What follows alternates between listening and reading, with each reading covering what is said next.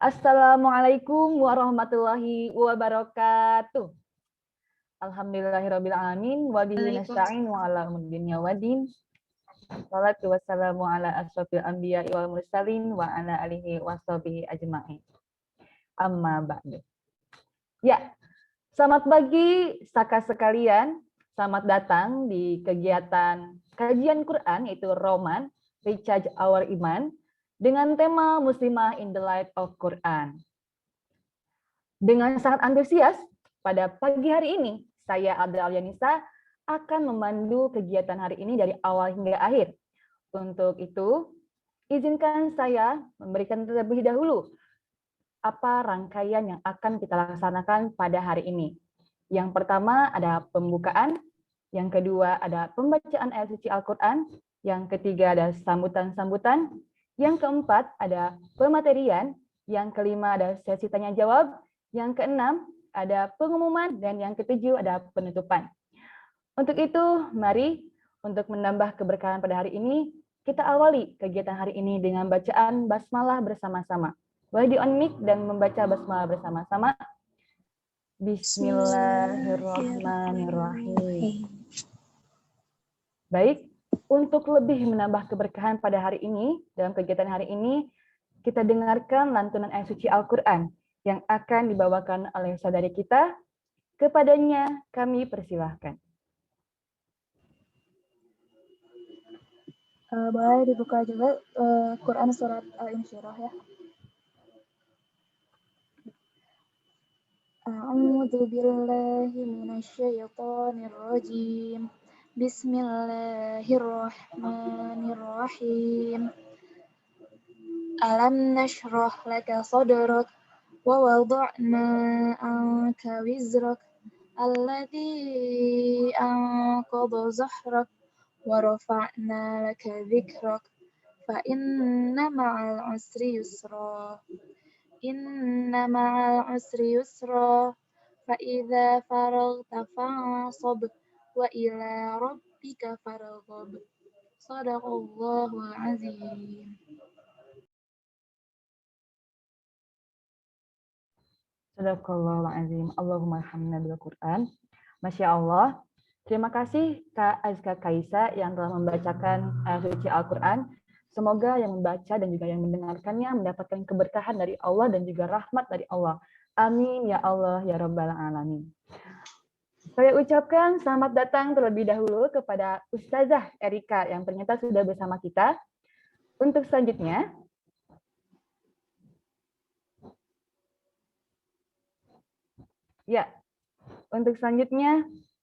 kita akan mendengarkan laporan dari Ketua KKM.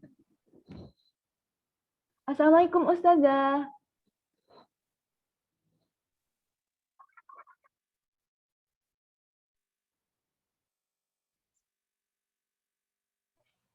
Mic-nya ke unmute. Oke teman-teman.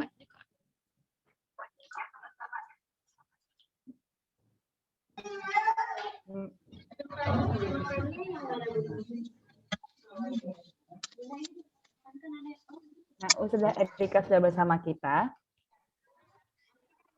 Assalamualaikum Ustazah. Waalaikumsalam warahmatullahi wabarakatuh. Ya Ustazah, kami mau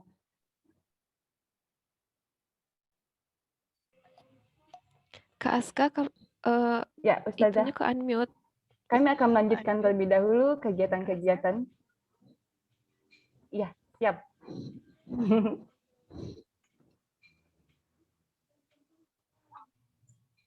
Baik, kita lanjutkan terlebih dahulu rangkaian kegiatan acara kita pada pagi hari ini. Untuk selanjutnya ada laporan dari Ketua KKM terlebih dahulu. Ya, kepada Kak Debbie, kepadanya kami persilahkan.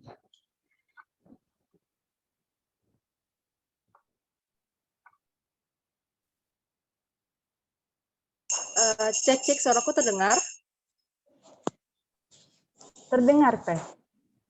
Oke, sebelumnya afwan ya menggunakan kamera dan nggak pakai background nih.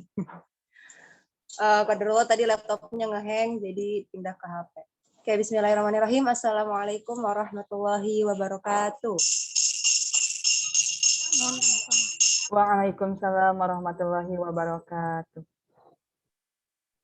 Oke, sebelumnya saya mengucapkan ahlan wa sahlan, selamat datang Ustazah Erika. Terima kasih berkenan nih memberikan materi yang Masya Allah banget di hari ini, Insya Allah.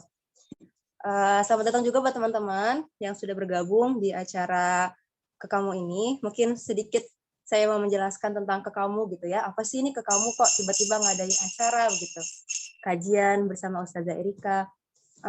Jadi Kekamu ini merupakan kelas kreativitas muslimah, teman-teman. Buat teman-teman yang baru sekali nih mengikuti kelas kreativitas muslimah, mau mengikuti acara kami. Jadi Kekamu ini adalah suatu komunitas yang awalnya diinisiasi oleh para santri mahasiswa Darut Tauhid. Kemudian sebelumnya kami pernah mengadakan kelas secara offline dan online. Untuk kelas offline-nya dulu pernah mengadakan kelas fotografi, kemudian ada kelas hand lettering dan fashion design. Kemudian yang baru-baru ini semenjak pandemi kami mengadakan kelasnya secara online. Dan yang sudah terlaksana itu ada kelas desain grafis dan kelas menulis kemarin.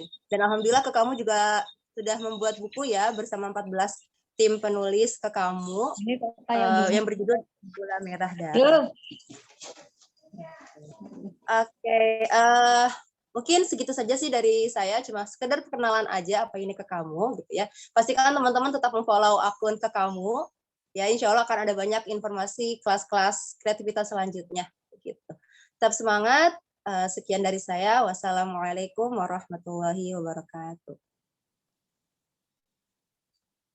Oke, kembali ke MC.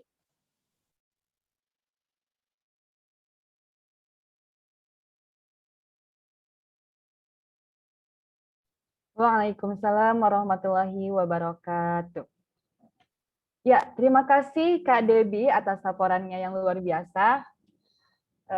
Untuk selanjutnya kita lanjutkan, yaitu laporan dari Ketua Pelaksana. Kepada Kak Kania, kepadanya kami persilahkan. Bismillahirrahmanirrahim. Terima kasih, Alda. Selaku MC, suara saya kedengaran? Terdengar, Kak. Alhamdulillah. Oke, sebelumnya teman-teman, perkenalkan ya, nama saya Kania Teresa. Alhamdulillah wa innalillah. Saat ini saya diamanahi sebagai Ketua Pelaksana kajian Roman pada hari ini. Sebelumnya saya mau mengucapkan terima kasih kepada Ustazah Erika yang telah berkenan untuk hadir pada kajian hari ini, dan saya juga mengucapkan terima kasih tentunya kepada teman-teman semua yang sudah hadir di hari libur ini untuk belajar bareng bersama tim Kekamu, dan saya juga mengucapkan tentunya terima kasih kepada tim Kekamu dan Teh Debbie selaku ketua komunitas ini yang telah memberikan kinerjanya dengan optimal sehingga kita bisa belajar bersama pada hari ini dalam keadaan sehat walafiat, alhamdulillah. Nah, jadi pertanyaan apa sih kajian Roman ini dengan tema Muslimah in the Light of Quran itu muncul dari pertanyaan gitu. Maksudnya pertanyaan itu yang pertanyaan dasar. Kita tuh diciptakannya sama siapa gitu. Terus untuk apa kita diciptakan dan akan kemana kita setelah hidup di dunia ini gitu. Nah, kita sebagai muslimah tentu tahu kan pertanyaan dasar itu jawabannya sudah ada di Al-Quran gitu. Nah, karena kita sudah tahu jawabannya ada di Al-Quran, nah Kekamu itu membuka kelas gitu, kelas Quran supaya kita lebih istiqomah, lebih semangat lagi untuk berinteraksi dengan Al-Quran. Dan semoga dengan adanya kelas kajian Quran pada hari ini yang temanya Muslimah in the Light of Quran ini, Allah berkahi dan kita senantiasa dibimbing dan diridhoi oleh Allah Subhanahu wa taala. Amin. Mungkin dari saya cukup segitu. Kepada teman-teman, selamat bergabung, selamat dan semangat belajar bersama-sama dengan Ustazah Erika tentunya. Dari saya cukup sekian, saya kembalikan ke MC. Terima kasih. Wassalamualaikum warahmatullahi wabarakatuh.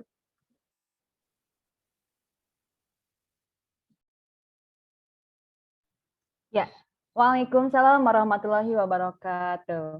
Ya, terima kasih Kak Kania. Dan tadi amin ya doa-doanya. Semoga oleh Allah kabulkan. Amin ya Allah ya Rabbal Alamin.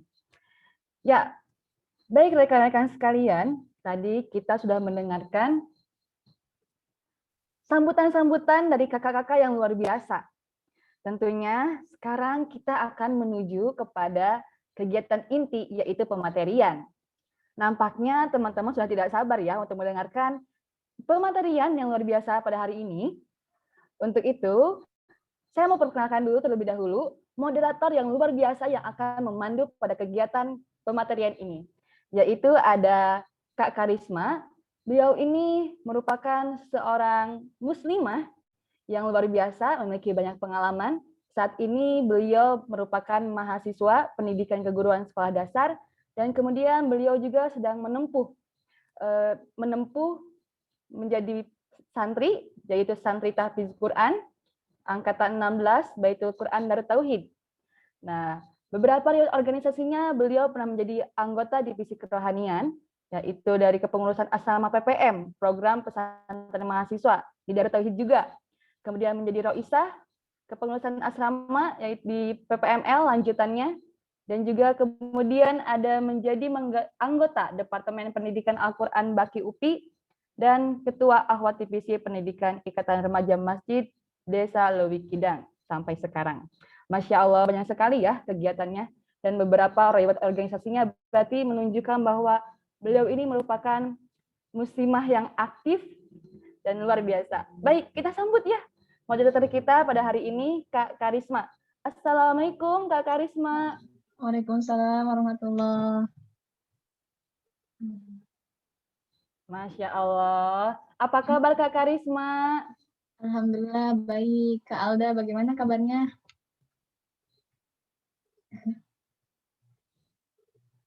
Apakah suara saya terdengar? Iya, terdengar. Halo.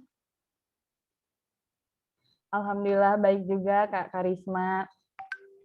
Ya, baik.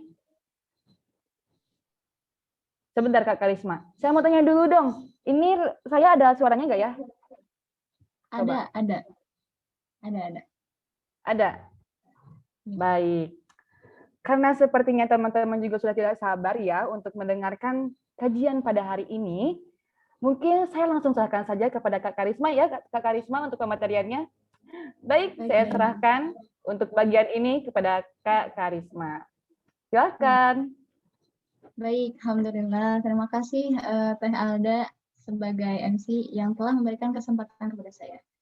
Assalamualaikum warahmatullahi wabarakatuh. Allahumma shalli ala Sayyidina Muhammad wa ala ali Sayyidina Muhammad. Ya, terima kasih kepada tim Kekamu yang telah menyelenggarakan acara ini. Saya sangat bersyukur karena pada hari ini dapat berkumpul bersama para muslimah yang Allah gerakan hatinya untuk mau melangkah mendekat kepada Al-Quran gitu ya. Insya Allah pada hari ini kita akan mendapatkan pematerian yang luar biasa dari Ustazah Erika begitu ya teman-teman. Dan semoga teman-teman semua selalu dalam keadaan sehat fisiknya, sehat pikirannya, dan juga sehat hatinya. Amin.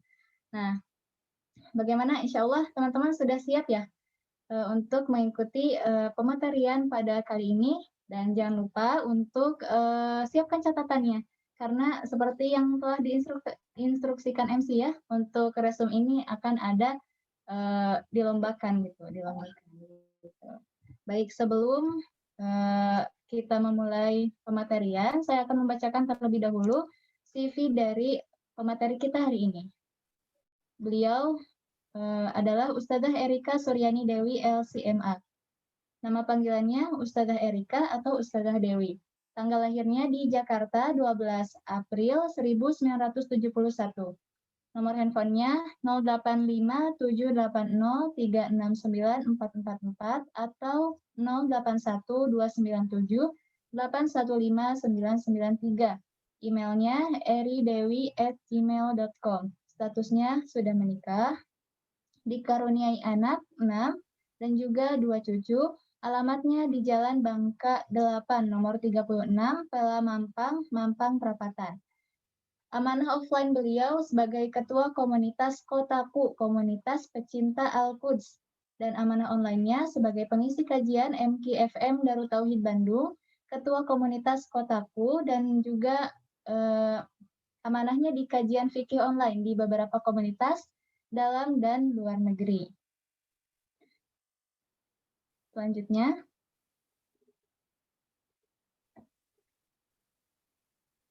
selanjutnya beliau juga bekerja sebagai dosen tafsir hadis di Stidi Al-Hikmah, Mampang, Jakarta Selatan, dan juga sebagai pembimbing haji dan umroh di Sabita Travel, MK Travel, Cordova Travel, tim Asatidzah Darut Tauhid Bandung, Jakarta, dan Batam. Kemudian Daiyah atau Mubalighah, perkantoran dan majelis taklim di Jabodetabek dan Indonesia. Beliau bergerak di bidang dakwah tafsir, hadis, dan juga fikih. Kemudian beliau merupakan owner dari Sabita Travel, yakni travel haji, umroh, Islamic tour domestik dan internasional. Bergerak di bidang spesialisasi jasa haji dan umroh yang memfasilitasi manasik sesuai dengan sunnah Rasulullah SAW. Beliau menempuh pendidikan S1 dan S2 di International University of Africa, Khartoum, Sudan. Dan moto hidup beliau yakni menjadi manusia yang paling bermanfaat bagi sesama. Masya Allah. Insya Allah kita akan mendapatkan pematerian yang berbobot dan luar biasa ya dari beliau, insya Allah. Nah, baik teman-teman, karena Ustazah juga sudah bergabung bersama kita, saya sapa dulu. Assalamualaikum Ustazah. Waalaikumsalam warahmatullahi wabarakatuh. Duh, mohon maaf ya, agak Gimana ribut ya. kabarnya, Ustazah? Alhamdulillah baik. Mohon maaf lagi di Subang, lagi di luar kota, jadi rada berisik tadi. Masya Allah, ya Ustazah, tidak apa-apa. Baik, teman-teman nih, sudah tidak sabar kan? Langsung saja saya serahkan kepada Ustazah. Saya persilakan Ustazah. Ya, bismillahirrahmanirrahim. Assalamualaikum warahmatullahi wabarakatuh. Waalaikumsalam. warahmatullahi wabarakatuh. Alhamdulillah. Innal hamdalillah nahmaduhu wa nasta'inuhu wa nastaghfiruh wa na'udzu billahi min syururi anfusina wa min sayyiati a'malina. May yahdihillahu fala mudilla lahu wa may yudlilhu falan tajida lahu waliyyan mursyida. Allahumma salli wa sallim wa barik ala sayyidina Muhammad wa ala alihi wa sahbihi ajmain wa man tabi'ahum bi ihsanin ila yaumiddin. Rabbi shrah li sadri wa yassir li amri wahlul 'uqdatam min lisani yafqahu qawli, amma ba'd. Alhamdulillah, akhwat fillah rahimakumullah. Insyaallah hari ini kita akan membahas satu tema tentang Al-Qur'an untuk memacu dan meningkatkan semangat kita dalam berinteraksi, khususnya di zaman fitnah ini, di era yang tidak ideal ini, di tengah wabah Covid ini, di tengah bencana dan musibah yang melanda bukan hanya bangsa kita, bukan hanya negeri kita tercinta, tapi juga seluruh umat manusia di atas muka bumi ini. Maka sebenarnya satu-satunya obat yang paling mujarab adalah Al-Quran, karena dia adalah kalamullah, dia adalah firman Allah Subhanahu wa Ta'ala. Sehingga kita memang membutuhkan support dan imun, ya, imun yang hakiki, yaitu imunitas iman kita, ya, dari menghadapi segala jenis permasalahan yang memang betul-betul nampak di depan kita, dan itu bukan permasalahan yang kecil, ya. Karena memang banyak sekali orang-orang yang pada akhirnya stres, depresi, hilang arah, na'udzubillah ada yang bunuh diri. Itu aku yakin karena dia tidak berdekatan dengan Al-Quran. Aku yakin karena dia jauh dari Allah. Aku yakin karena mereka kehilangan pegangan hidup. Makanya nggak ada way of life, nggak ada pedoman, petunjuk kehidupannya, makanya akhirnya tersesat kemana-mana, dan ujung-ujungnya na'udzubillah sampai putus asa. Sedangkan Al-Quran sudah mengingatkan kita, la tayasu mir rauhillah, jangan pernah putus asa dari rahmat Allah. Sesungguhnya orang-orang yang putus asa dari rahmat Allah ilal qaumil fasikin, atau kafirin, atau munafikin. Hanya orang fasik, kafir, atau munafik. Sedangkan orang mukmin, orang beriman tidak boleh putus asa, dan seharusnya tidak mungkin putus asa, ya. Idealnya begitu. Tapi betapa banyak yang pada akhirnya kehilangan arah di zaman fitnah ini, di masa-masa musibah ini, pada akhirnya kehilangan arah dan memutuskan kehidupannya, ya, memutuskan semuanya. Nah, itu kita berharap semoga kajian ini menjadi pembuka wacana kita, ya, dan menjadi pembuka mata kita, mata hati kita, agar lebih diterangi lagi oleh Allah Subhanahu wa Ta'ala, dan kita tersemangati, ya, terpacu semangat kita dengan kajian ini. Itu harapan kita, ya. Karena memang kalau disebut singkatannya Roman Recharge Our Iman, ya memang berharap kajian ini bisa menjadi recharge seperti HP yang di-charge, ya. Ketika memang HP yang di-charge itu terhubung dengan listrik, maka sebenarnya listrik yang paling utama itu Al-Quran. Betapa banyak orang-orang zaman dulu, para sahabat, ya, ridwanullah alaihim, itu betul-betul kalau baca Quran seperti kita pegang listrik tanpa penghalang. Ya, penghalang listrik itu apa? Sendal jepit ya, yang terbuat dari karet, itu kan salah satu bentuk penghalang ya. Ada yang terbuat dari karet. Mohon izin, boleh saya share screen sendiri? Supaya kecepatan share screen-nya dengan penjelasannya berimbang. Ya, insya Allah ini tadi saya sudah punya akses untuk share screen sendiri. Syukran, jazakillah khairan. Ya, jadi memang kalau kita sahabat ridwanullah alaihim, kenapa mereka kalau baca Quran ada yang sampai pingsan, ada yang nangis, dan ada yang langsung wafat. Kenapa? Karena memang seperti kita pegang Al-Quran, kita pegang listrik. Ya, di tembok kita pegang listrik, kemudian tanpa kita memakai penghalang sama sekali. Nggak pakai baju karet, nggak pakai sarung tangan karet, ya tidak pegang penghalang. Jadi penghantarnya langsung ke listrik dan kita langsung pingsan. Nah, itu seperti itu. Jadi ternyata hati yang jernih, yang jauh dari dosa, ya maka di hatinya itu tidak ada spot-spot hitam. Ternyata spot-spot hitam itu adalah bukan penghantar, dia penghambat. Penghambat listrik ya, ibarat kata spot-spot hitam itu penghambat listrik Al-Quran nyampe ke hati. Makanya orang yang hatinya banyak dosanya, banyak titik-titik hitamnya, mau dengerin Al-Quran kayak apa nggak ngefek. Dia pakai penghambat sebab ya, penolak aliran listrik. Nah, para sahabat itu mungkin hatinya bersih. Titik-titik hitamnya tidak ada. Sehingga kalau baca Al-Quran ada yang ya, idza zulzilatil ardu zilzalaha wa akhrajatil ardu athqalaha. Ya, waqalanya sampai manusia bertanya-tanya malaha yauma idzin tuhadditsu akhbaraha bi anna rabbaka awhalaha, ya pada saat itu ya Allah berfirman kepada bumi untuk bercerita tentang isinya, ya, dan ayat-ayat lain yang berbicara tentang hari kiamat dan bahwasanya kita akan ditanya sekecil apapun, faman ya'mal misqala dzarratin khairan yarah wa may ya'mal misqala dzarratin syarran yarah, setitik debu pun dosa akan terlihat di hisab itu langsung, ya, dia langsung menjerit, ya, gitu ya, wah sawata ya Allah, bakaran terbongkar semua aibku, blek, pingsan, mati. Jadi itu setrum yang langsung melekat ke hati. Kenapa kita bisa seperti itu? Hanya satu jawabannya, karena memang hatinya tidak ada titik-titik hitam. Ibarat kita tidak pakai tadi ya peredam, nggak pakai peredam listrik. Jadi kalau kita pakai peredam listrik nggak akan kesetrum. Jadi peredamnya itu dosa-dosanya ternyata. Nah itu kan mungkin juga ada yang mengatakan bahaya dong kalau gitu. Kalau orang yang baik banget meninggalnya gampang banget dengan Al-Quran. Ya meninggal mudah dengan pahala yang banyak itu meninggal yang nikmat. Ya, mudah untuk wafat dalam kondisi husnul khatimah. Betapa banyak orang yang ingin hidup, tapi bukan ingin hidup bermanfaat dan ingin hidup berpahala, cuman pengen hidup aja. Itu yang bahaya.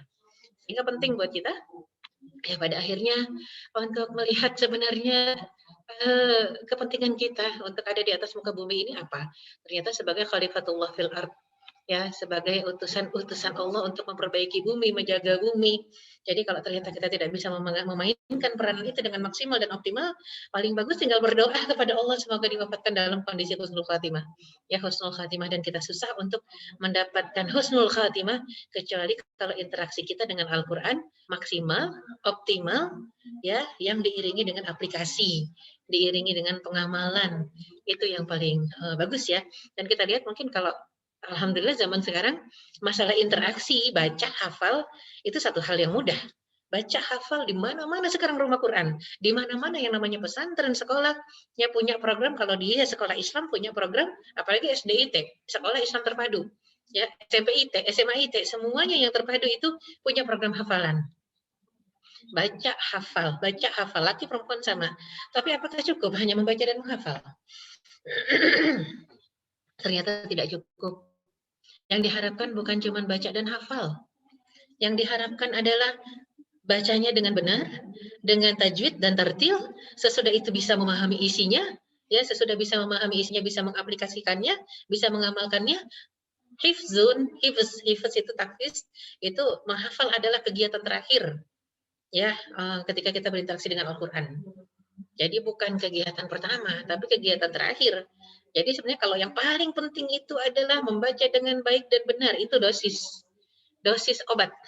Kalau kita ngerukyah diri sendiri, dosisnya nggak tepat, ibarat kata minum obat nggak tepat dosis, nggak akan sembuh penyakitnya. Jadi dosisnya ada di tajwid dan dosisnya ada di tartil. Sesudah itu apa? Fahami isinya. Sudah memahami isinya, tuntutannya apa berikutnya? Ya, ketika haqqa tilawatihi, yatluna kitaballah haqqa tilawatihi, membaca Al-Qur'an dengan memenuhi haknya adalah sesudah paham, tadabbur, ya, paham, amalkan.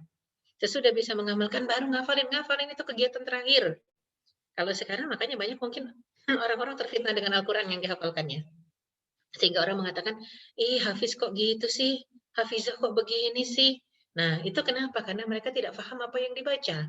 Dan ketika sudah paham pun tidak mengamalkan apa yang difahami, sehingga wajar terfitnah. Makanya kenapa Rasulullah SAW berwanti-wanti berpesan kepada para sahabat, ya, Al-Qur'an ini harus jadi hujjatun laka. Ya, jangan sampai dia jadi hujjatun alaika. Ya, dia harusnya jadi pembela, penunjuk jalan, ya, pemberi hidayah, pemberi syafaat. Jangan hujjatun alaika, penuntut kamu, boro-boro ngasih syafaat, minta tolong sama Allah agar kita masuk surga. Tidak akan membela kita, bahkan dia akan menghujat kita. Ya Allah, saya cuma dibaca tapi nggak diamalkan, ya Allah. Kadang-kadang saya cuma dipajang, dibaca aja enggak, ya Allah, gitu ya. Bahkan saya hanya akan jadi hiasan dinding kaligrafi. Nggak ada yang baca, cuma banyak kaligrafi aja di rumah itu. Itu hujjatun alaika, hujjatun alaina, na'udzubillah min dzalik. Kita nggak ingin seperti itu. Maka keistiqomahan ketika berinteraksi dengan Al-Quran tidak sampai batas ngafal, tidak. Menghafal itu kegiatan terakhir. Yang paling utama adalah baca dengan baik dan benar, pahami isinya dengan tadaburnya, dengan tafsirnya, mengerti maknanya, baru kemudian amalkan. Itu kewajiban yang paling utama. Sesudah mengamalkan bisa, sambil mengamalkan, sambil menghafalkan. Itu yang diharapkan. Jadi keistiqomahan itulah yang mungkin sulit untuk didapat di saat ini, di zaman ini. Ya, jadi istiqomah itu kan berpegang teguh, ya, sesuai dengan apa yang diperintahkan Allah, diperintahkan Rasul.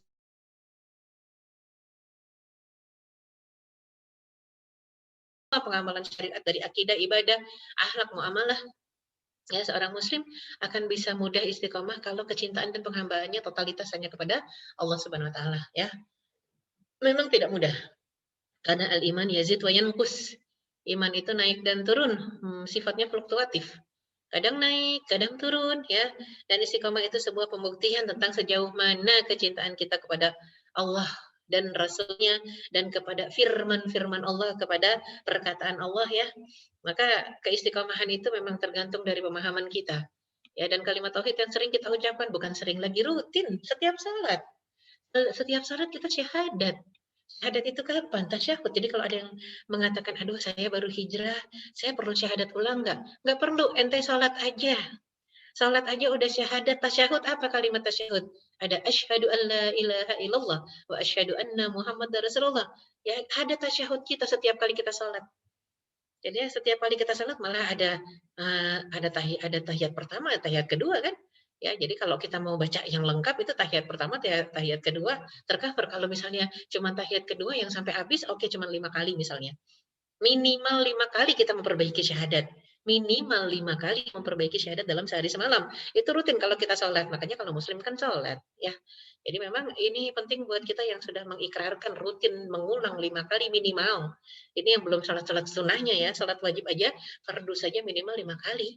Maka seharusnya membuktikan kalimat tadi.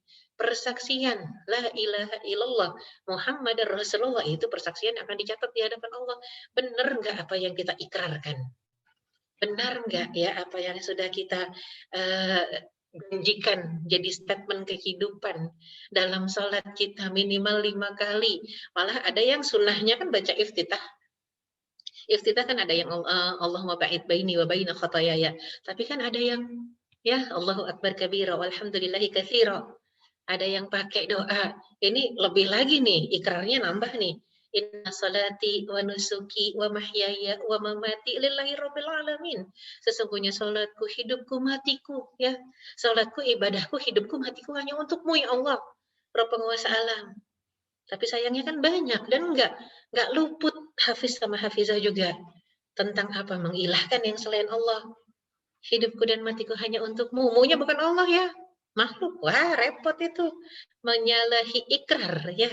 Ikrar tiap salat disalahkan, ya. Kita persalahkan diri kita pada akhirnya di hadapan Allah Subhanahu wa taala. Oleh karena itu orang-orang yang bisa menjaga ikrarnya, menjaga keistiqomahan tauhidnya, ya, komitmennya dengan firman Allah, dengan kalamullah sampai ke tataran amal Dan lebih lagi dahsyat kalau bisa hafal, sesudah amal hafal ya. Maka insya Allah dia dijamin akan diundang oleh Allah Subhanahu wa taala. Karena hanya orang-orang seperti ini yang jiwanya tenang. Ala bidzikrillahi tatmainnul qulub. Hanya dengan mengingat Allah hati jadi tenang. Apa itu definisi ingat Allah? Bukan cuma yang zikir lisan ya. Subhanallah, subhanallah, subhanallah, subhanallah, alhamdulillah. Ada banyak yang zikir lisan sampai puluhan ribu, tapi hatinya nggak tenang. Kenapa? Nggak tahu esensi. Mengingat Allah itu bukan cuma zikir lisan, tapi ya lisan, ya qalban, ya semuanya, fikron semua. Anggota tubuh setiap kali mau berbicara, mengerjakan sesuatu akan berpikir, aduh Allah ridho nggak ya?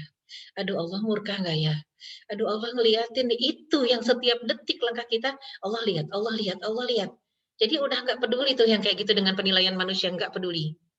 Ya, kenapa? Karena yang paling penting adalah Allah yang nilai, Allah yang lihat, Allah, Allah, Allah. Itu akan tenang jiwanya. Ketika tidak peduli dengan penilaian manusia, hanya peduli dengan Allah, maka dia akan betul-betul berjuang mujahadah bagaimana meraih keridhaan Allah agar bisa diundang masuk ke dalam surga Allah Subhanahu wa taala ya. Ini ajakan yang provokatif. Ya ayyatuhan nafsul mutmainnah, irji'i ila rabbiki radiyatan mardiyah. Fadkhuli fi ibadi wadkhuli jannati. Wahai yang jiwanya tenang, ya. Wahai yang jiwanya mutmainah. Ini rayuan provokatif dari Allah ya. Betapa orang kalau pengen diundang masuk surga harus mutmainah, nggak boleh resah. Ya, jadi nggak boleh yang khuliqa halu'a, walaupun diciptakan dengan sifat halu'a, berkeluh kesah. Idza massahu syarru jazu'a wa idza massahul khairu manu'a. Ya, yang kalau dikasih masalah dikit panik, dikasih rezeki sedikit pelit. Nah, itu kan ada illah, ada pengecualian. Illal musallin, kecuali dia salat, daimun salatnya, dijaga waktunya, yuhafizun salatnya terjaga, ya rukunnya, sunahnya, waktunya. Nah, makanya orang-orang yang hatinya tenang begini nggak pernah resah, nggak pernah gegana, nggak pernah gelisah galau merana, ya. Ini orang-orang yang disebutkan innalladzina qalu rabbunallahu tsumma istaqamu, orang-orang yang berikrar Allahu Rabbi dan dia istiqomah dengan ikrarnya, tatanazzalu alaihimul malaikah, malaikat tiap hari tiap detik turun membisikkan alla takhafu wa la tahzanu, jangan takut jangan sedih, wa absyiru, bahagia. Jadi orang-orang yang kayak gini sumringah, sakit aja senyum, lapar aja senyum, ya ada musibah aja senyum gitu ya, nggak takut nggak sedih ya. Orang-orang yang kayak gini yang la yakhafuna laumata laim, nggak pernah takut dicela orang, baru dicela, dibunuh aja nggak takut gitu ya. Ibarat kata ini orang-orang yang memang hanya ridho kepada Allah, berharap ridho Allah, dan yang dituju memang hanya ridho Allah ya, agar Allah memberikan mereka surga dan mereka berbahagia karena yakin insya Allah kalau sudah istiqomah tenang, insya Allah Allah akan ridho dan memberikannya surga. Nahnu awliyaukum fil hayatid dunya wa fil akhirah. Allah lindungi dia di dunia dan di akhirat. Walakum fiha ma tashtahi anfusukum. Apa-apa yang dirasakan lezat oleh jiwa kita, itu kita dapat jatahnya nanti di surga. Nuzulam min ghafurir rahim. Rezeki dari Allah Subhanahu wa taala ya, yang Ghafur, yang Rahim, pemaaf, penyayang ya. Ini surat Fussilat menjanjikan itu dari firman Allah Subhanahu wa taala ayat 30 ayat 32 menandakan apa yang harus kita sedihkan, nggak ada. Ya, jadi kita ini bisa bekerja dengan keras saat jiwa kita sedang asyik dengan Al-Qur'an. Secapek apapun nggak capek. Orang kalau jatuh cinta, ya. Orang yang udah sayang cinta banget itu yang namanya ainar ridho taqdikul uyub. Yang namanya ridho, suka, sayang, cinta menghapus semua aib. Aib itu nggak kelihatan. Jadi kalau yang dikit-dikit melihat aib itu memang karena nggak suka, nggak cinta, benci. Tapi kalau sudah cinta, sudah luar biasa suka, itu nggak ada aib-aibnya. Apalagi Allah ini nggak punya aib. Ya, jadi untuk kita hamba yang memang sangat cinta kepada Allah, sudah yang kelihatan memang baik semua. Dikasih sakit, jadi muhasabah. Muhasabah cinta ya. Coba kalau mau kita refleksi nasyid muhasabah cinta itu yang buat udah wafat ya. Luar biasa. Sakitnya kita itu penghapus dosa. Ya, jadi bahkan disebutkan kan nada-nada cinta yang kita ucapkan itu dalam doa itu kata-kata cinta ya, luar biasa. Dan Allah berikan juga kucuran, wah luar biasa deh kalau dekat sama Allah, apapun yang Allah berikan itu rasanya lagi dielus, diusap padahal sakit banget. Semakin sakit itu semakin ya Allah kasih sayang Allah kepada kita mengucurkan rahmat dengan pahalanya, karena yang namanya pahala itu berbanding lurus dengan ujian. Nggak boleh dan nggak ada orang yang kalau beriman mengatakan, ya Allah berikan pahala terbesar surga terindah dengan ujian seringan-ringannya. Itu mustahil. Itu prinsip ekonomi, ya. Dengan pengorbanan sekecil-kecilnya mendapatkan keuntungan sebesar-besarnya. Itu tidak berlaku dalam interaksi kepada Allah Subhanahu wa taala.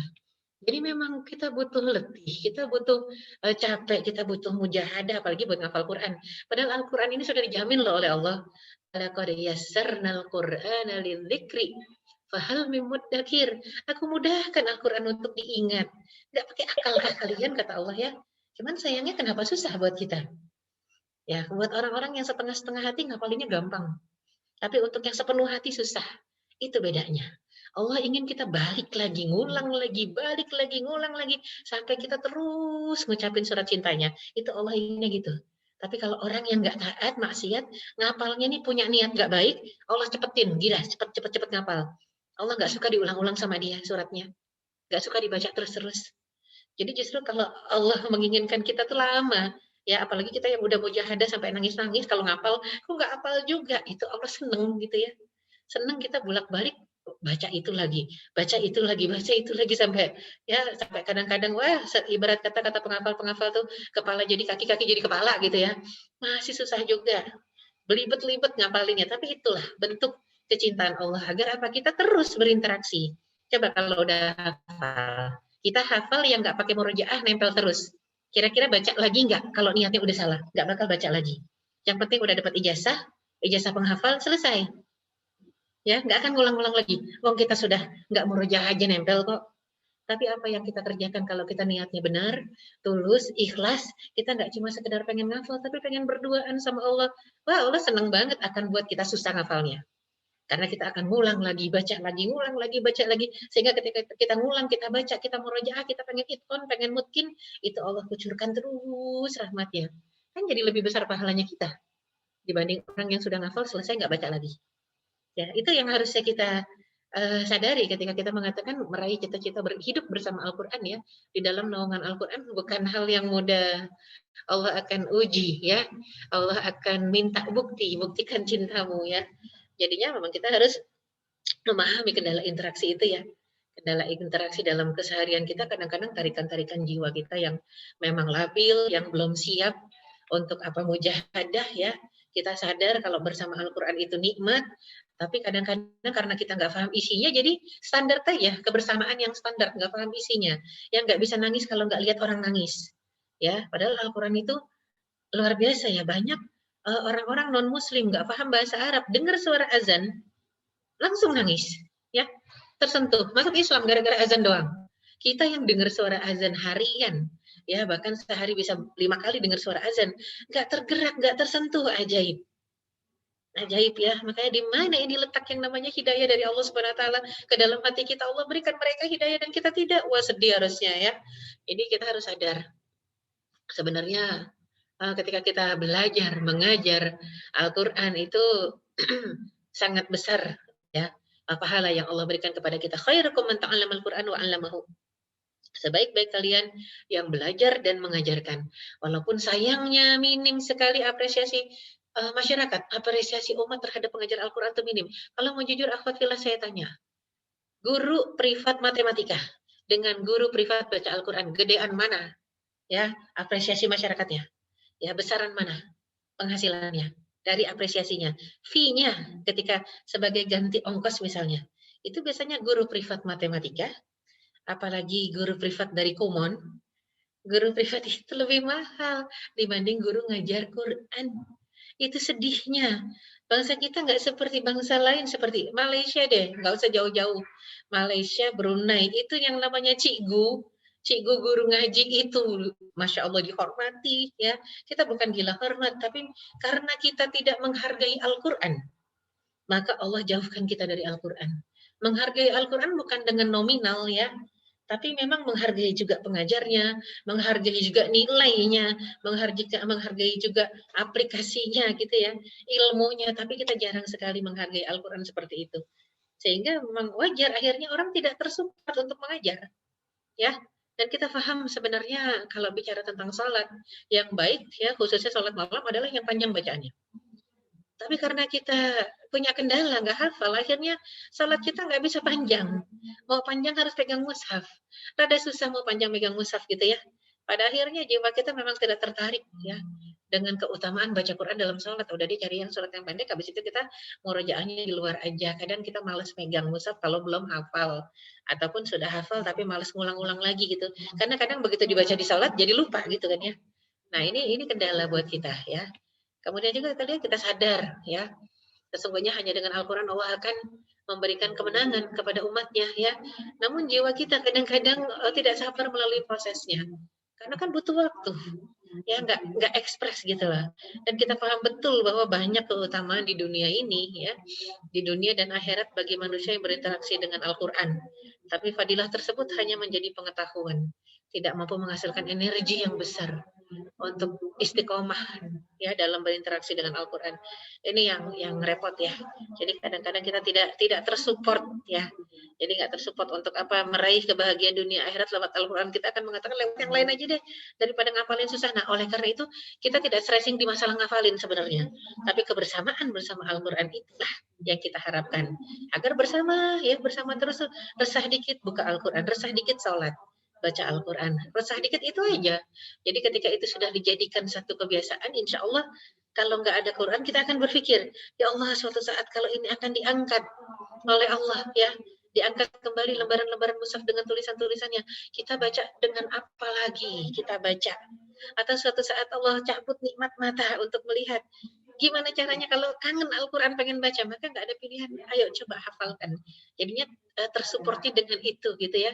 Kalau suatu saat sudah tidak ada listrik, blackout, di tengah malam kita nggak bisa baca Al-Quran, kecuali pakai lilin, penerangan lampu minyak. Zaman itu pasti susah nyari lilin dan lampu minyak ya. Dan kita paham sangat jelas bahwa semua tokoh Islam di atas bumi ini adalah orang-orang yang berhasil dengan ilmu Al-Quran. Siapa yang mau ditanyakan siapa? Orang misalnya yang syahid atau yang wafat sebagai pejuang Islam atau ulama, semuanya ahlul Quran kalau sudah disebut ulama. Sama ada dia hafal Quran 30 juz atau belum 30 juz, tapi semuanya ahlul Quran. Interaksinya dengan Quran, Allah ya. Jadi memang kita harus tersupport, jangan pernah berhenti untuk merayu diri. Agar segera bangkit, tanyakanlah pada diri kita, wahai diri apakah tidak malu kepada Allah Subhanahu wa taala ya? Bukankah manusia cinta dengan manusia lain dan kadang-kadang membaca suratnya berulang-ulang ya? Siapapun yang kita cintai itu kalau kita dapat surat dari dia kita akan baca lagi ya. Entah anak ke orang tua, ya entah orang tua ke anak, entah adik kakak yang sangat jauh tinggalnya gitu ya, yang jarang ketemu, atau bahkan kekasih gitu ya. Na'udzubillah min dzalik. Kadang-kadang ada kekasih yang halal, ada kekasih yang tidak halal. Itu biasanya kalau ngirim surat juga kita baca-baca terus, tapi sejauh mana kecintaan kita dengan Allah? Padahal kita sudah berikrar tidak ada tandingan, tidak ada ilah selain Allah di hati kita. Harusnya surat cintanya yang lagi. Ngerasa kurang gitu ya. Kalau dibaca sedikit kurang. Jadi apalagi mungkin zaman sekarang, ya kendala Ustazah, kan kita kadang nggak bersuci terus, kemana-mana kita nggak bisa pegang mushaf kalau harus wudhu. Itu hanya sunnah, bukan wajib. Dan zaman sekarang sudah ada aplikasi Android. Ya, Android, Quran di Android udah banyak. Kalaupun ini bukan mushaf loh, tapi ada Qurannya di dalamnya gitu ya. Kita bisa download Quran di dalamnya. Kita bisa bersama dengan dia ya. Jadi setiap kali kita resah, buka lagi, baca tafsirannya. Aduh, sekarang mah aplikasi tafsir ada di HP kita ya. Jadi nggak ada alasan ya. Tidak ada alasan untuk tidak bersama Al-Quran ya. Banyak juga mungkin yang bertanya-tanya, kita mau masuk surga pakai pahala dari mana? Infak cuma sedikit, jihad belum siap ya. Kalau bukan dengan Al-Quran yang mudah untuk berinteraksi dengannya, dengan apa lagi kita akan masuk surga ya?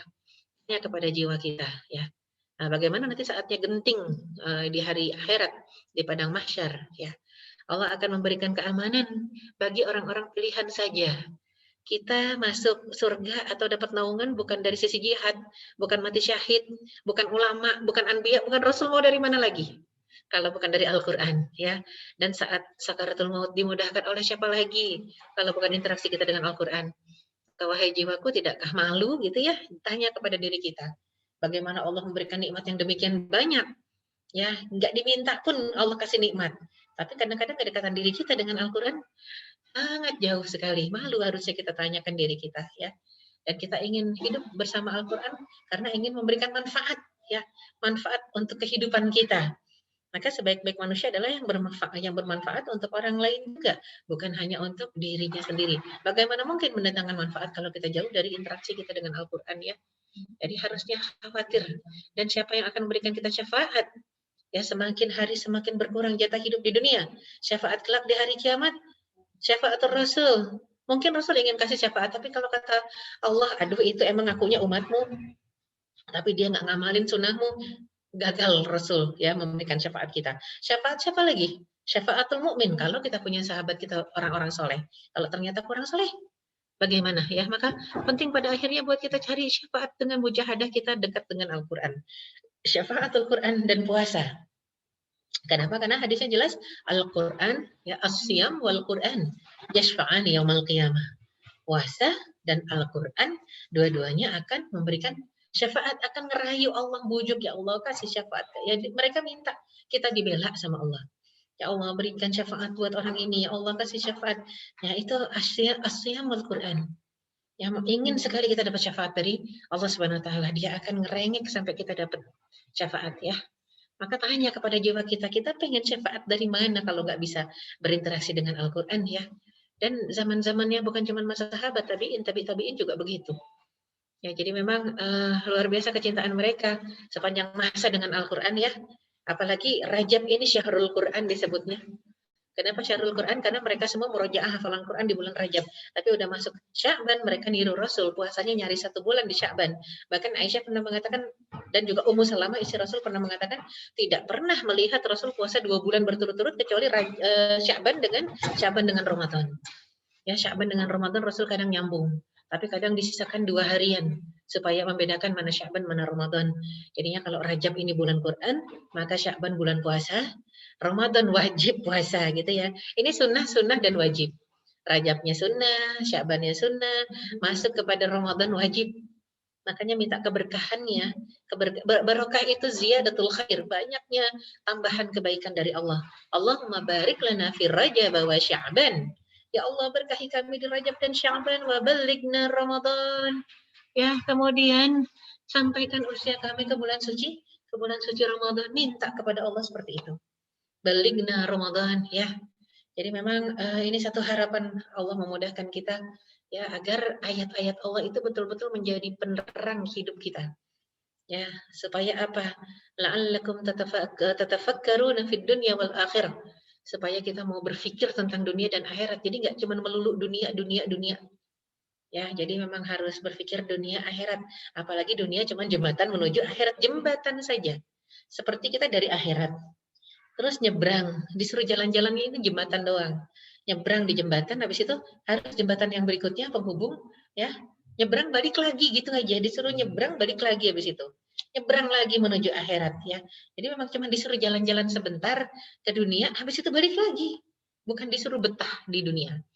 Ya, sehingga selama nyebrang, wah jalan-jalan itu butuh bekal. Ya, butuh bekal agar tidak tersesat kemana-mana, agar tahu jalan pulang, maka Al-Quran lah ya yang merupakan petunjuk hidup hidayah, hudan lil muttaqin, hidayah bagi orang bertakwa.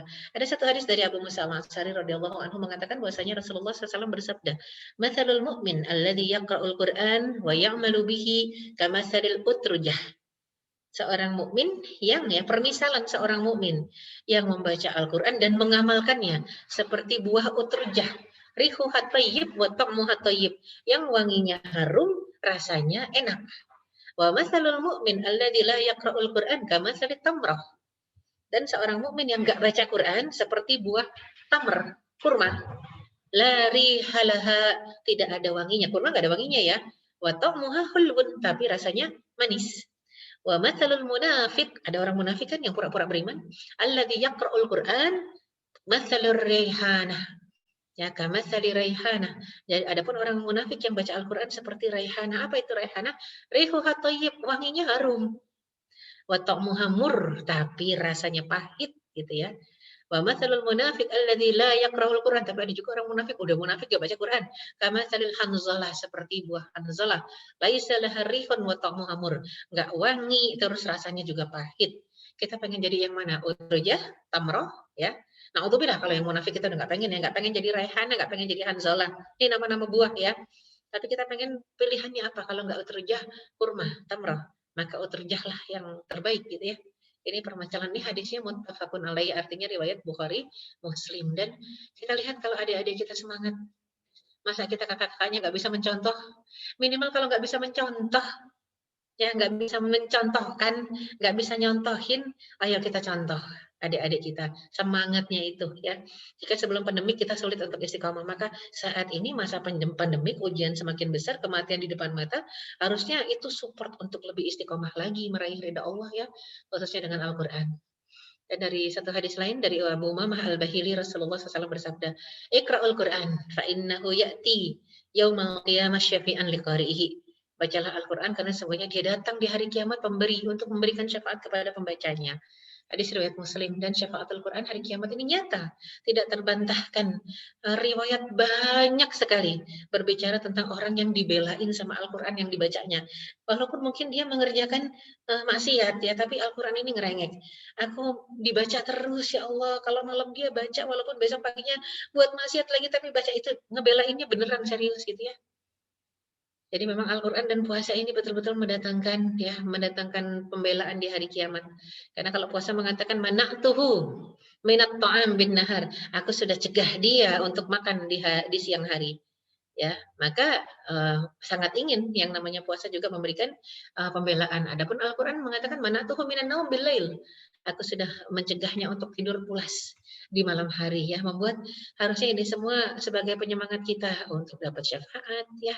Kemudian juga untuk dapat kehormatan dan kemuliaan karena Rasul sendiri mengatakan mukmin yang yaqra'ul Quran wa huwa mahirun bihi. Seorang mukmin yang baca Quran dan mahir maksudnya apa? Tajwidnya benar, tartil gitu ya. Bacanya baik secara tajwid dan bertartil dan juga nadanya bagus dengan suara yang indah. Ya, sampai disebutkannya ma'a safaratil kiramil bararah. Dia akan bersama malaikat yang mulia derajatnya. Derajatnya sama dengan malaikat yang mulia. Adapun mukmin yang baca Qur'annya terbata-bata, ya ta'u lahu ajron, maka kata Rasulullah dia dapat 2 pahala ya. Ketika disebutkan dapat 2 pahala, mendapatkan pahala sabar membaca Al-Qur'an dan terbata-batanya juga dinilai oleh Allah. Sudah terbata-bata saja masih mau baca, masih mau jahadah. Oleh karena itu jangan sia-siakan kesempatan apalagi yang sudah bagus bacanya. Ayo beralih ke memahami, tadabbur. Terus sesudah itu sudah paham isinya, ayo amalkan sambil ngafalin ya. Allah a'lam bishawab, semoga Allah SWT memudahkan kita untuk istiqamah berinteraksi dengan Al-Quran dan menjadikan Al-Quran itu sebagai teman pendamping hidup yang paling setia dan menjadi sahabat karib kita ya dalam kesendirian dan dalam keramaian, dan semoga Allah SWT mewafatkan kita dalam kondisi husnul khatimah. Amin ya rabbal alamin. Wabillahi taufiq wal hidayah. Wassalamualaikum warahmatullahi wabarakatuh. Saya kembalikan ke hostnya. Waalaikumsalam warahmatullahi wabarakatuh. Masya Allah, jazakillah khair Ustazah. Sama pemateriannya begitu luar biasa ya teman-teman.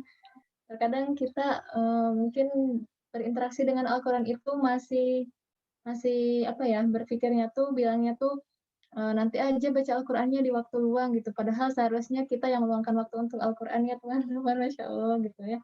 Karena kan apa ya, justru yang nanti gitu ya, kehidupan di akhirat itu belum bisa kita jamin gitu ya. Kalau misalkan kehidupan dunia itu kan sudah Allah jamin gitu. Tapi malah kita lebih mempersiapkan yang di dunia tapi lupa sama yang akhirat gitu ya. Masya Allah. Alhamdulillah. Nah, teman-teman, kali ini kita akan masuk kepada sesi tanya jawab. Nah, untuk teknisnya sendiri nanti teman-teman akan memanfaatkan fitur raise hand yang ada di Zoom. Jadi nanti teman-teman yang ingin bertanya silahkan untuk klik tombol raise hand-nya, nanti akan saya persilahkan dan nanti insya Allah akan Ustazah jawab pertanyaannya satu persatu. Baik, di sini sudah ada yang raise hand. Kita lihat. Ada Teh Kania ya? Ya, Teh Kania silahkan. Boleh Teh. Untuk on mikrofonnya. Bismillahirrahmanirrahim. Assalamualaikum Ustazah Erika. Waalaikumsalam warahmatullahi wabarakatuh. Mangga.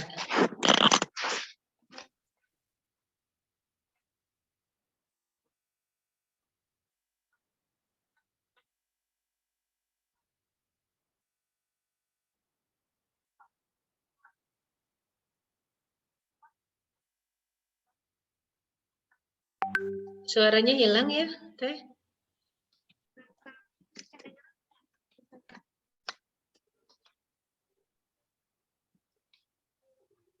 Kania, halo, suaranya.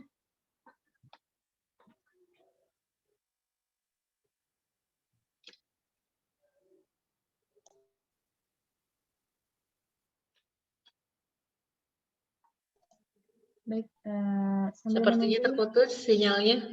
ya sudah. Sambil menunggu, silakan teman-teman, ada yang ingin bertanya lagi, boleh. Ataupun jika mau via chat, boleh. Silahkan untuk dituliskan, nanti akan saya baca. Alhamdulillah, Ustazah sudah ada pertanyaan dari chat. Dari Mangga. Najwa.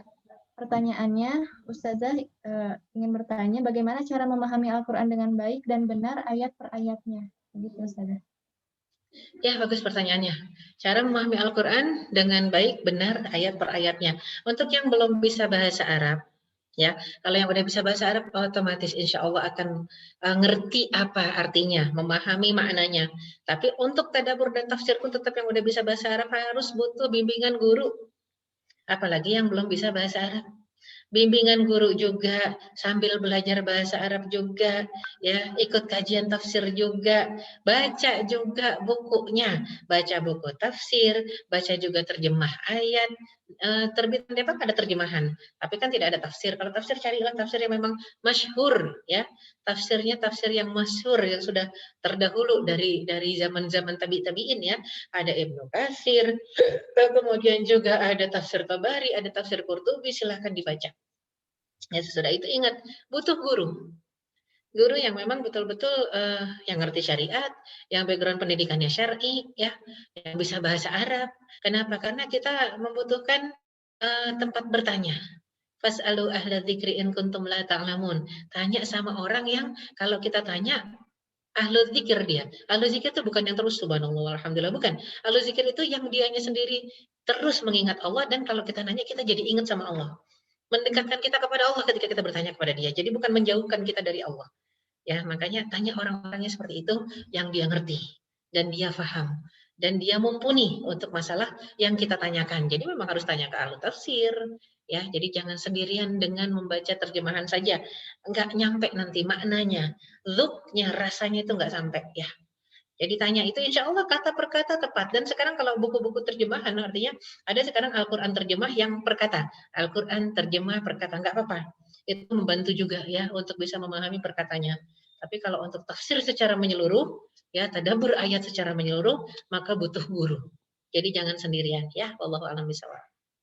Insya Allah berarti kita benar-benar butuh guru ya Ustazah ya untuk memahami Al-Quran, untuk bisa sampai gitu makna Al-Quran kepada kita gitu. Iya, betul. Sambil menunggu pertanyaan dari Teh Kania, insya Allah akan via chat saja karena ada kendala. Kita lanjut dulu ke Teh Ranti. Teh Ranti silakan Teh untuk on microphone-nya. Bismillahirrahmanirrahim. Assalamualaikum Ustazah. Waalaikumsalam warahmatullahi wabarakatuh. Tadi perihal yang Ustazah telah sampaikan bahwa ketika kita sulit menghafal Al-Quran, berarti itu adalah salah satu tanda kasih sayang Allah gitu, karena kita ingin mengulang-ulang ayatnya. Tapi saya pernah dengar dari beberapa orang bahwa ketika kita sulit itu berarti tandanya kita banyak sekali gitu dosanya, sehingga Al-Qur'annya tuh sulit masuk gitu ke hati. Jadi bagaimana Ustazah membandingkan apakah memang itu dosa karena dosa ataukah memang bentuk rasa cinta? Terima kasih. Betul. Bagus sekali. Identifikasinya adalah kita termasuk orang yang mau nggak berdekatan dengan Al-Quran dan rutin nyoba lagi. Ada nggak orang ahlul maksiat? Orang yang hobi buat dosa, yang mau capek-capek mujahadah, ngulang-ngulang, ada nggak kira-kira? Nggak ada. Orang yang ahlul maksiat, yang seneng banget ngerjain dosa, itu nggak mau capek-capek, ngulang-ngulang terus. Ngulang, udah ngulang, nggak hafal-hafal, ngulang lagi, nggak hafal-hafal, ngulang terus, nggak mau mereka.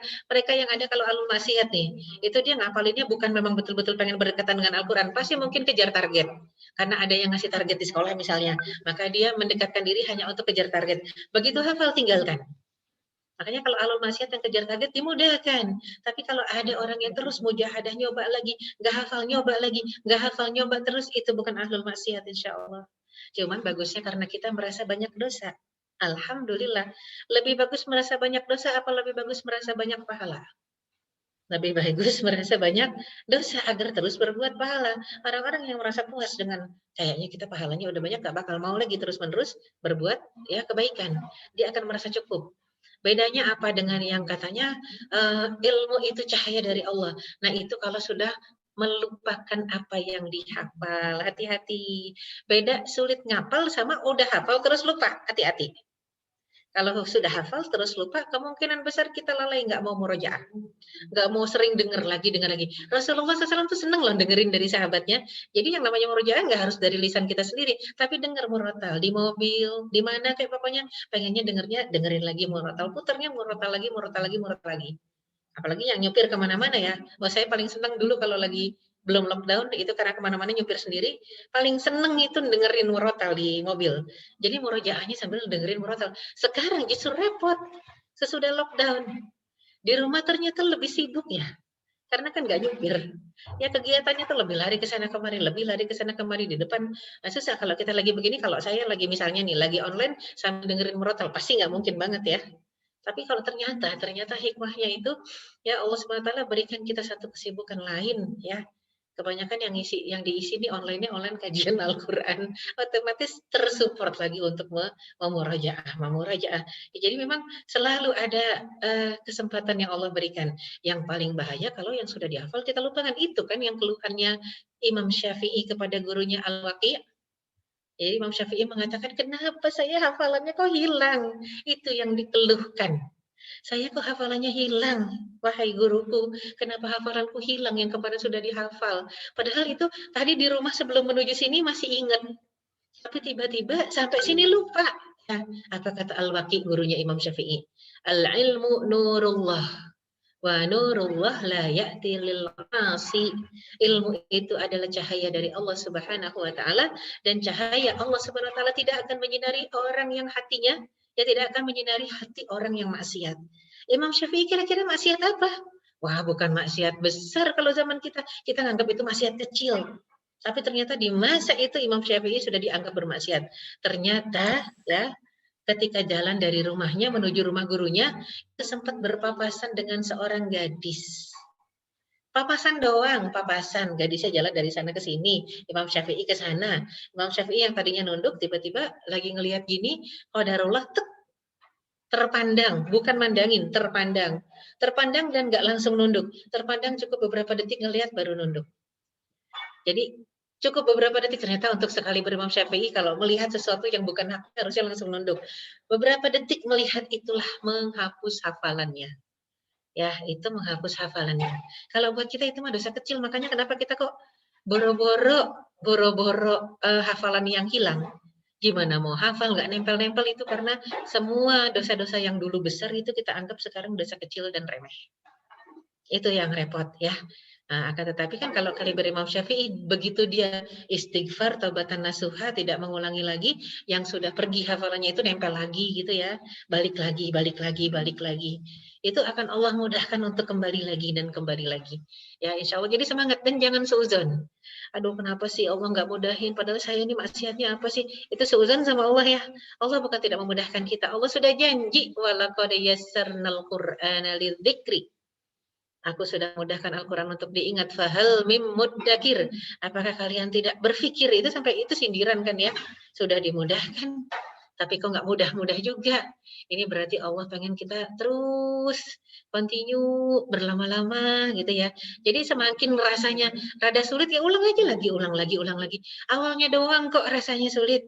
Misalnya, aduh ngafal nih ayat susah banget misalnya, langsung istighfar. Astagfirullah, ini bukan ayatnya yang susah, hatinya yang lagi susah.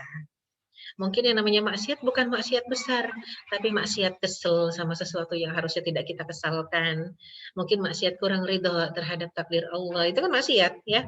Jadi makanya langsung istighfar, ikhlaskan, ridhokan. Itu biasanya cuma 2 kali ulang, 3 kali ulang saja nempel. Akhwat tahu nggak, sebenarnya idealnya kita ngulang satu hafalan saja, ya satu ayat itu atau satu hafalan misalnya satu lembar, itu berapa kali idealnya? Supaya nempel 60 kali minimal. Minimal 60 kali ulang. Ulang 60 kali minimal insya Allah nempel. Jarang orang yang bisa 30 kali ulang itu nempel. Ya, jarang. Jadi caranya ternyata kalau kita mau tanya hafiz-hafizo itu, ngulangnya untuk pertama kali ngafal itu minimal 60 kali. Insya Allah baru hafal. Kita kan nggak sabar, baru 3 kali ngulang, udah gerutu. Ada yang 10 kali ngulang gerutu. Saya nggak mau ngapalin, masa 10 kali ulang aja. Aduh, nggak hafal-hafal, 20 kali baru hafal. Itu 20 kali baru hafal aja udah expert loh. Ya, 20 kali hafal itu expert. Cuman sayangnya kita kurang sabar. 20 kali. Dia nggak tahu standar untuk nempelin hafalan itu sekali ngulang tuh 60 kali. Ya, jadi luar biasa sebenarnya. Jadi nggak ada yang mendapatkan sesuatu itu secara gratis, tidak ada. Ya, tidak ada. Jadi tidak ada yang gratis untuk meraih surga dan keridhaan Allah. Nggak ada yang gratis. Butuh keletihan, butuh mujahadah. Dan itu worth it, layak untuk kita kejar. Karena insya Allah surga di belakangnya, gitu ya. Dan surga itu mahal, kata Rasulullah. Ala inna sil'atallahil ghaliyah. Barang yang Allah jual mahal. Jadi jangan putus asa untuk mengejar itu. Ya, untuk mengejar surga jangan putus asa. Terus kejar. Allahu a'lam bishawab. Ya. Alhamdulillah, Insya Allah. Jadi kuncinya kita harus sabar dan banyak berhusnuzan kepada Allah. Ya. Ya, Alhamdulillah. Untuk pertanyaan selanjutnya ada dari Teh Tania. Alhamdulillah sudah bisa melalui chat. Yang pertama, begini Ustazah, saya disuruh jadi guru private baca Quran anak usia 5 tahun. Bagaimana metode pembelajaran yang efektif supaya anak tersebut paham dulu esensi atau pentingnya membaca Al-Quran supaya tidak sekedar bisa baca atau hafal Al-Quran? Apa dulu yang harus saya kerjakan? Itu yang pertama, Ustazah. Ya, ini untuk mau tidur tapi belum baca Quran gitu ya? Jadi sedang mengajar private Quran kepada anak, tetapi ingin anak tersebut tuh paham terlebih dahulu esensi pentingnya membaca Al-Quran. Oke, gitu ya. Saya kira kalau kita mau tidur belum selesai tilawah Al-Qur'annya gitu ya, tadi agak terputus. Ya, itu ibarat kata penting untuk mendahulukan mana yang lebih wajib dibanding yang sunnah kalau tadi pertanyaan pertama. Tapi kalau misalnya pertanyaannya untuk memberikan pemahaman kepada anak kecil, apakah ngafal dulu, ataukah tajwid dulu, ataukah pemahaman dulu gitu ya. Yang bagusnya sih ketika mengajarkan membaca Al-Qur'an, misalnya dalam konteks mengajarkan tajwid, selipkan maknanya itu bagus. Ya, jadinya selipkan maknanya. Ini belum sampai ke hafalan ya. Ingat hafalan adalah ya cara terakhir untuk berdekatan dengan Al-Quran. Menghafal Al-Quran itu cara terakhir untuk berdekatan dengan Al-Quran. Jadi yang nomor satunya bukan ngafal dulu ya, tapi memang betul-betul harus tahu dulu hukumnya, ya dekat dulu dengan ayatnya, sering berulang-ulang dibaca, baru kemudian kita ya bisa menghafal. Tapi ternyata kedekatan intensitas kita dengan Al-Quran itulah ya yang sambil baca ayatnya, kita pahami maknanya, kita perbaiki tajwidnya itu bersamaan. Dan juga dalam satu waktu yang sama, tuntut untuk apa? Aplikasikan 5 ayat, aplikasikan, 5 ayat, aplikasikan. 5 ayat, aplikasikan, itu yang paling penting sebelum pada akhirnya membaca. Cuman penting untuk kita muraat, kita jaga apa umur ya, umur anak yang kita didik gitu ya. Karena kan umur orang berbeda-beda, ada yang belum akil balik. Untuk yang belum akil balik, jangan stressing kepada pengamalan dulu, tapi stressing pada pemahaman. Ya, jadi coba tanamkan dulu ilmu tajwidnya, cara baca yang benar, makhraj yang tepat, ya spelling yang tepat. Habis itu paham nggak isinya apa. Tentang ini kisahkan, jangan seperti kita membaca literatur gitu ya, tapi kisahkan. Kisahnya nih kayak gini gitu. Jadi kita kisahkan ceritanya, membuat mereka jadi enjoy. Ya, nikmat ketika melihat dan membaca isi kandungan Al-Quran itu dengan mendengarkannya seperti dongeng. Ya, jadi dia sambil baca tapi sambil kita dongengin. Kita dongengin, kita kisahkan, itu enak. Sekarang sudah banyak kok buku-buku tafsir Al-Quran yang untuk versi anak kecil. Jadi isinya dongeng. Itu yang paling penting kalau untuk anak-anak yang belum akil balik. Adapun untuk anak yang sudah akil balik, gak ada pilihan. Sampaikan ya esensi dan maknanya, walaupun mungkin bisa pakai cara dongeng, tapi sudah harus difahamkan kepada mereka, ini harus diamalkan. Jadi inti pemahamannya adalah sampai ngamalin. Allah marah kalau nggak diamalkan. Jadi kayak apa ya? Kayak kita menghina Allah. Kita ngerti harus dikerjakan, kita nggak kerjakan. Kita ngerti harus ditinggalkan, kita nggak tinggalkan, gitu ya. Dan juga sampaikan Al-Quran nggak bisa diajarkan Al-Quran saja ya. Al-Quran harus diajarkan bersamaan dengan hadis-hadis Rasulullah Sallallahu Alaihi Wasallam. Ya, contohnya misalnya hadis 19 dari Arba'in An-Nawawiyah. Ya, hadis ke-19 itu dari hadis Arba'in An-Nawawiyah. Ini lebih lagi ya, berbicara tentang apa? Komitmen. Berbicara tentang konsistensi kita kepada Allah Subhanahu wa taala, kepada syariatnya, ya ketaatan kita kepada Allah itu seperti apa? Ya, makanya disuruh ihfazillah yahfazka, jaga larangan dan perintah Allah. Perintahnya kerjakan, larangannya tinggalkan. Gimana caranya tahu mana perintah, mana larangan kalau nggak dekat dengan Al-Qur'an? Karena semua perintah dan larangan adanya dalam Al-Qur'an.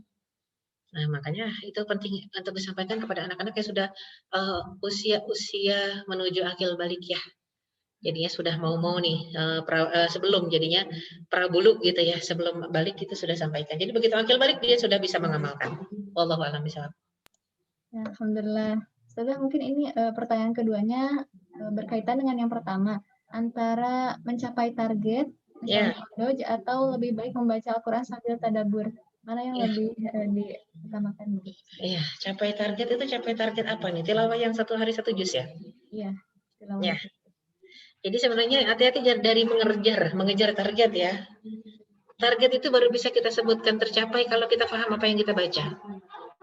Jadi kita tidak disebut paham dengan target, tercapai target kalau nggak paham apa yang kita baca. Karena perintahnya yang namanya yasluna, ya yasluna ayatillahi haqqa tilawatihi, membaca ayat Allah dengan memenuhi haknya itu bukan cuma baca. Ya, jadi baca, faham, amalkan, hafal, itu baru memenuhi haknya. Jadi kalau cuma baca belum penuhi haknya. Ya, jadi kalau ibarat kata sekarang untuk yang bacanya sudah bagus bertajwid, mohon maaf. Ada yang kejar one day one juz, odoj. Bacanya berantakan tajwidnya, mohon maaf, itu belum terpenuhi target one day one juz. Untuk yang belum bisa baca dengan tajwid ya saya tidak bilang lagu, nada, tidak, itu nggak masuk target ya. Jadi yang namanya hak Al-Quran itu dibaca sesuai dengan akhrajnya, spellingnya tepat, ya ibarat kata abataknya tepat, ya hak apa kho apa, ya itu harus jelas, ya. Jadi hak kho apa kho, ya itu harus jelas, itu namanya makhraj. Tapi kalau tajwid panjang pendeknya, bahasa Arab ini sensitif, beda satu harokat saja beda arti.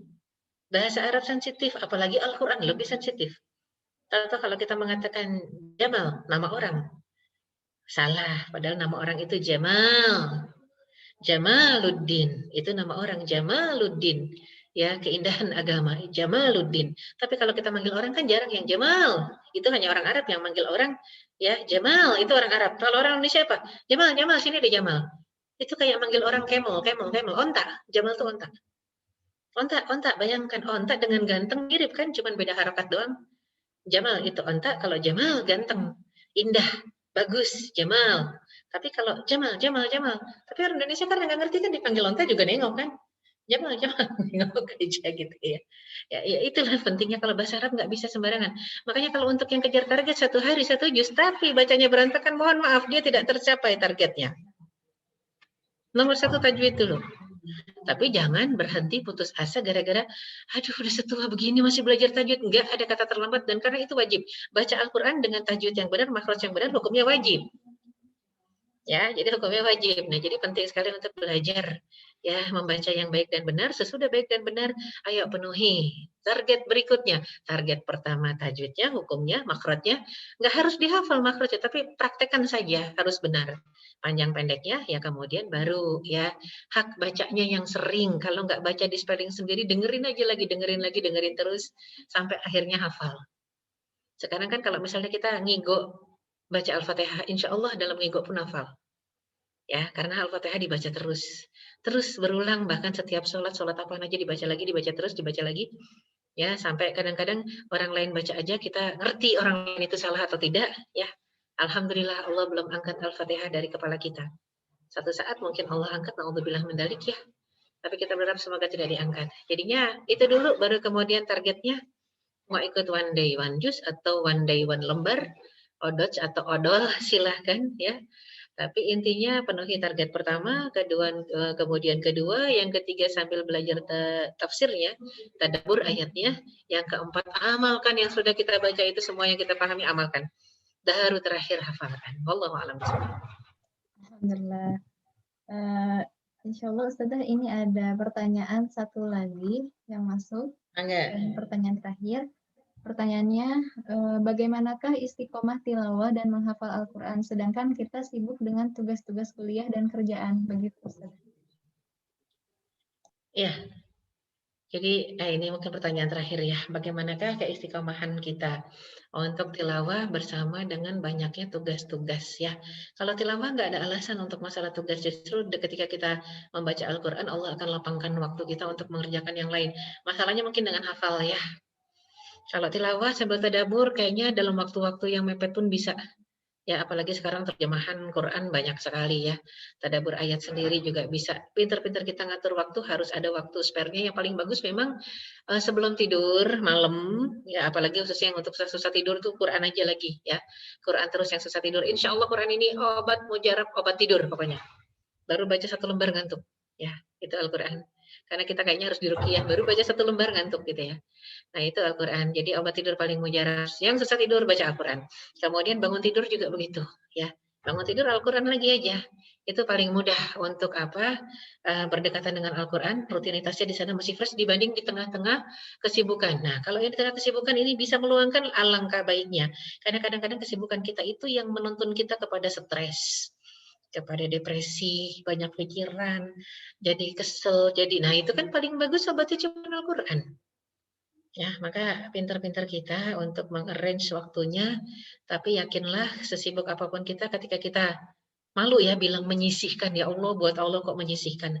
Sesibuk apapun kita kalau kita memprioritaskan, bukan menyisihkan, memprioritaskan kalam Allah untuk diingat, dibaca sesedikit apapun.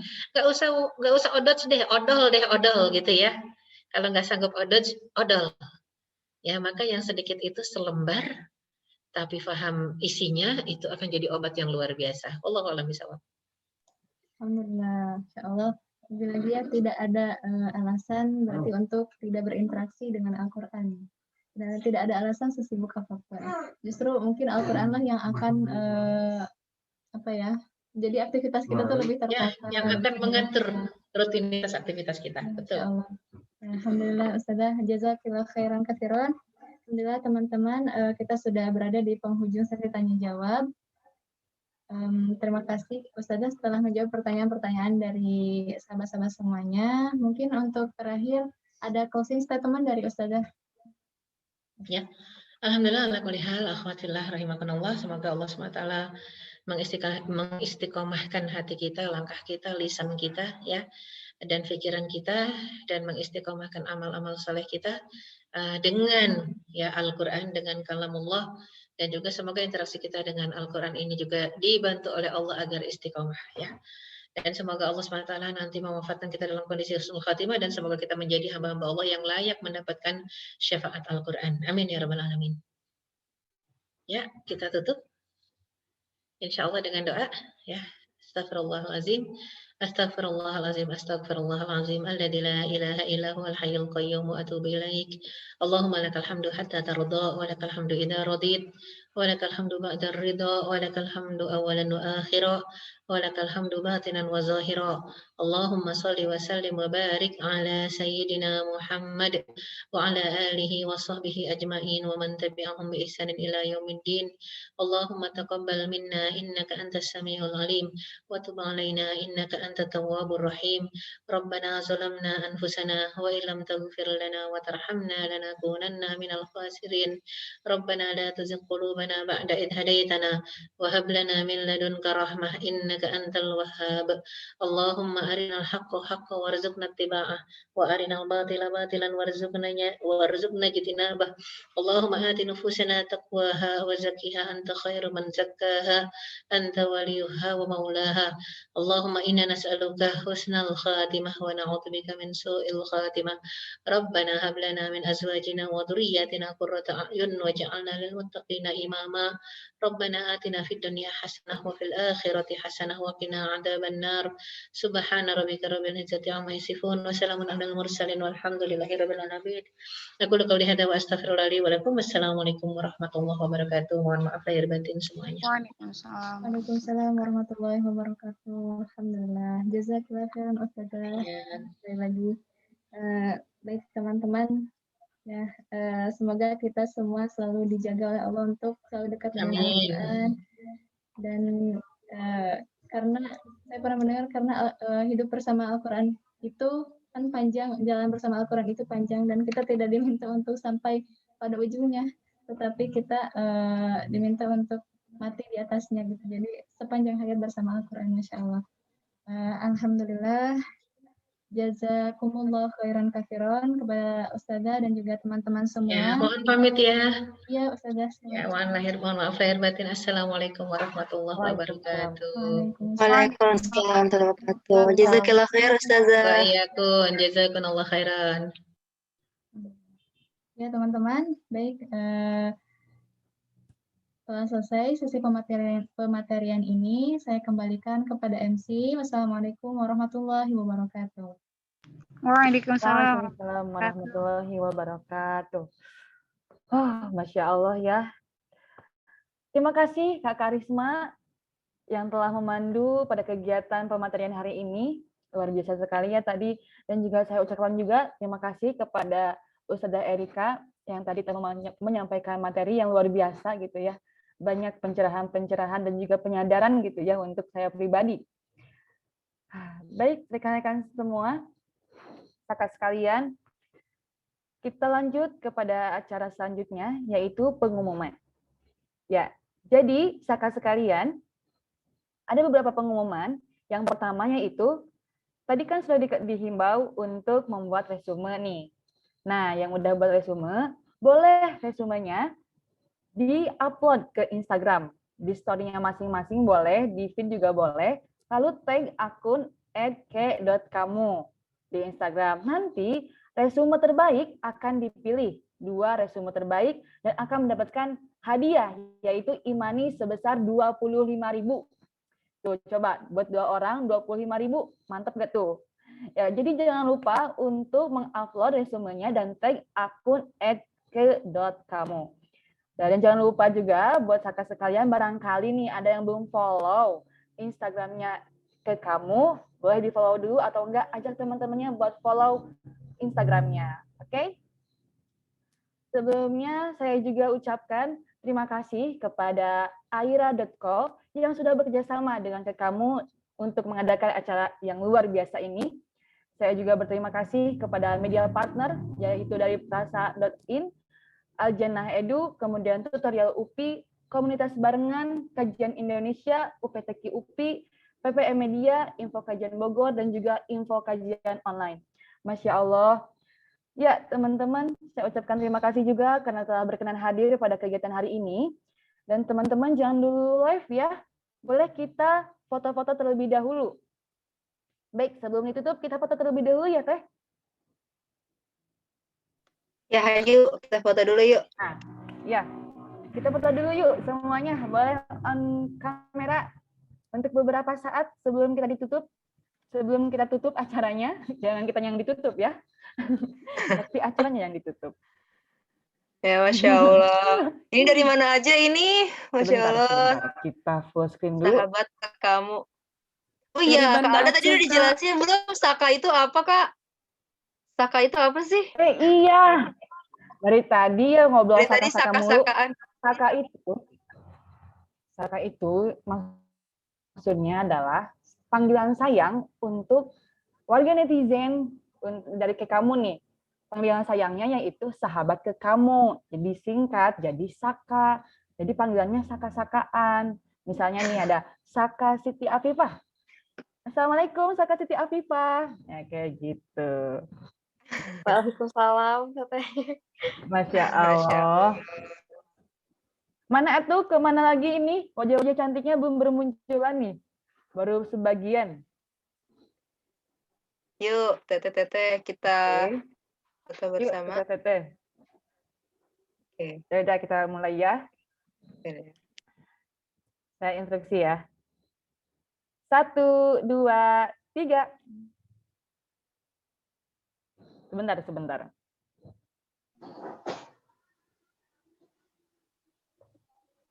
Sebentar, tahan dulu. Tahan dulu, sebentar. Jangan dulu kemana-mana, bentar dulu. Oke, semoga ukhuwahnya tetap terjaga ya teman-teman. Langsung ke set ya. Amin. Jangan lupa ikuti terus kelas-kelasnya juga. Nanti bakal ada kelas-kelas yang lainnya yang lebih seru dan lebih menyentuh, mungkin lebih menyadarkan, Masya Allah. Pokoknya nantikan saja kelas-kelas ke kamu yang lainnya. Jangan lupa ajak juga teman-teman yang lainnya untuk gabung.